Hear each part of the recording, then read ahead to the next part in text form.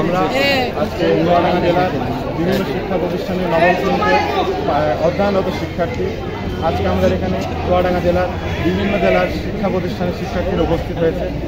আজকে মূলত আমাদের 3টি দাবি রয়েছে এবং প্রথম দাবি হচ্ছে আমাদের প্রধান দাবি। আমাদের প্রথম দাবি হচ্ছে আমাদের নবম শ্রেণীর বার্ষিক পরীক্ষা বাতিল করতে হবে। দ্বিতীয় দাবি হচ্ছে আমাদের 2025 সালের 1 জানুয়ারির মধ্যে আমাদের দশম শ্রেণীর পাঠ্যপুস্তক, এসএসসি পরীক্ষার সিলেবাস এবং পরীক্ষার মান বন্টন আমাদেরকে দিয়ে দিতে হবে। এবং তৃতীয় দাবি আমার সহপাঠী অপূর্ব সেটি বললেন।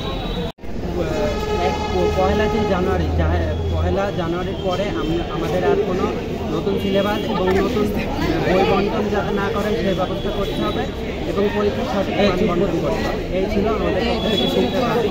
এবং আমাদের প্রধান যে দাবিটা সেটা হচ্ছে এসএসসি 2026 সালে এসএসসির সাথে যেহেতু এই পরীক্ষার কোনো সম্পৃক্ততা নাই, এই জন্য এই পরীক্ষা আমরা বাতিল